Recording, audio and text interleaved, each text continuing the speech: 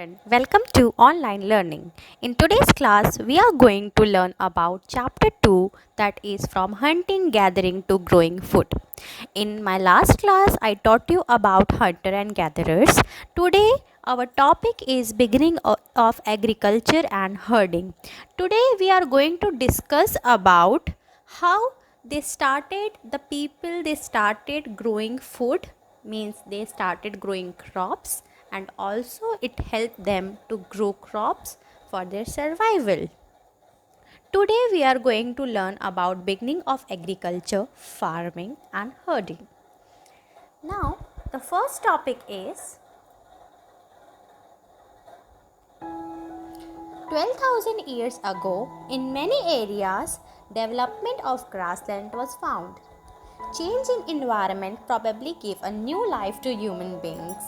Now here when we see changing in environment played a very important role, as changing environment also led to development of grassland, which led to new life for human beings.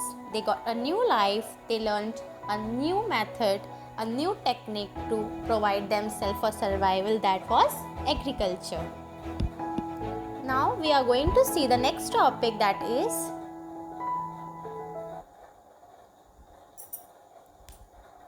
here we can see barley, wheat. They are some of the crops which were grown, or we can say naturally they were grown before any interruption of the human being.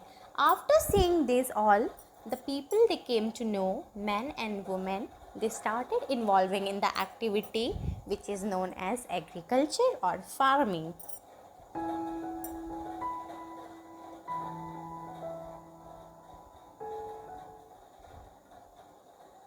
Now, beginning of agriculture, when we see, here you can see some of the animals also, we can say that they were reared, okay, and also we can use another term for them, that means herding.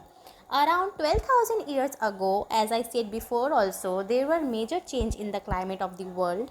This in turn led to increase in number of deer, buck, antelope, goat, sheep and cattle that survive on grass. So basically these all animals also, they were survive on grasslands, and grassland developed naturally. Some of the crops also they grow naturally, which also made the people them to learn about agriculture. They also learned how they can use animals for breeding and also for farming and agriculture. Now the earliest people, as before, they only used to hunt and gather the things. Other than this, they don't know what they exactly have to do. But here, when they saw these animals rearing, or they have seen the grasslands around them, so they thought to utilize these grasslands. Farming and herding. This was also a time where several grain bearing grasses, including wheat, barley, and rice, grew naturally and people started collecting it. Now, as that time they were not familiar for farming, so first of all, they observed that the natural things, whatever they got from the nature, they have collected those things and they utilized it. Then we can say slowly they started adopting the method of agriculture or farming. Men and women then started learning about how they can grow crops and tame animals. Tame means how they can keep the animals and use their produce. This led to the evolution of herding and farming. Now here you can see the method of farming. Then the next topic is domestication. Now the process of taming an animal and keeping it as a pet on a farm. Domestication is also one of the process, we can say, which was used by earliest people. Around 12,000 years ago they started, they came with this word also, domestication. Now we are using the products or we can say all the plants and animals that we use today are the result of domestication. People they Domestication was a gradual process that took place around 12,000 years ago.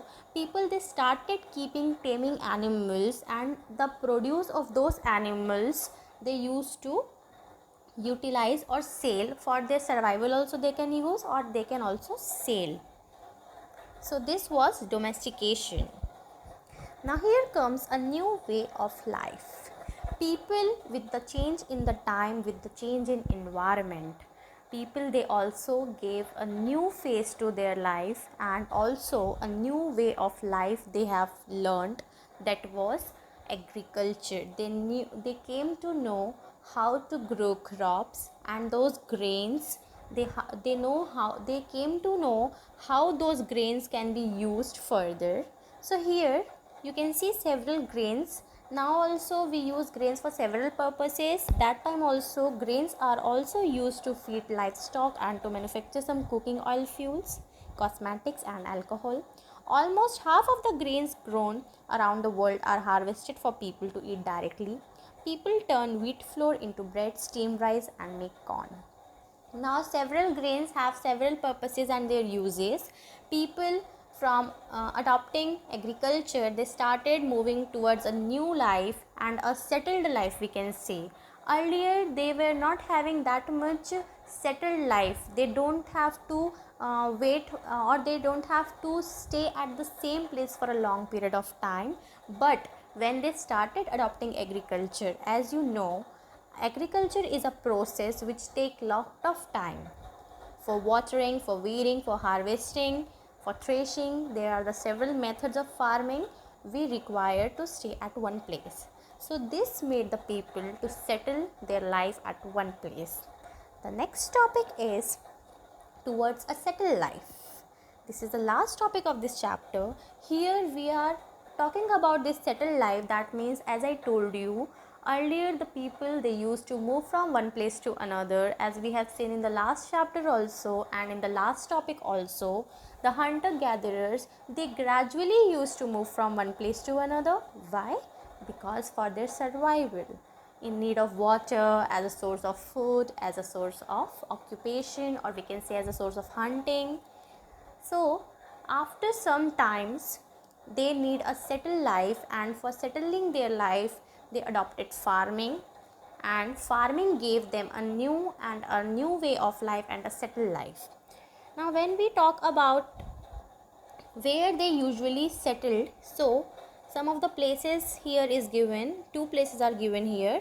In Burza home, which is in Kashmir at present, people built pit houses. So in Burza home, it is one of the famous place. As you can see in the map also, last topic we have seen the map. There were several places, Mehergarh, Burza home, and some of the Karnal caves were also there. So the places where usually people settle down themselves, Burza home was one of the place.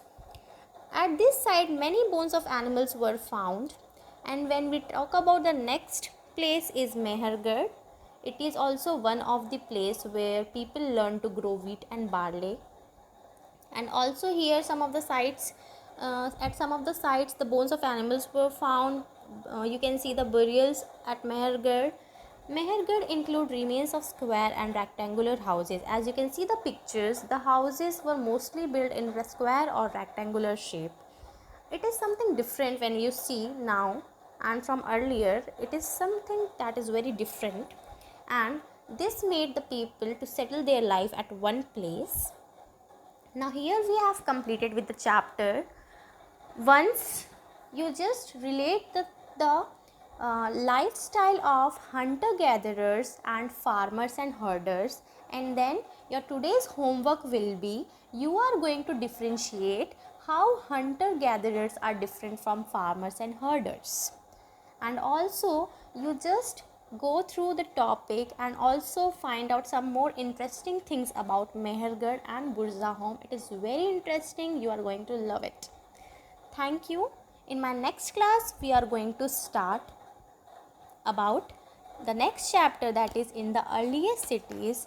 It is about Mohenjo-daro. So we are going to see in the next class. Thank you.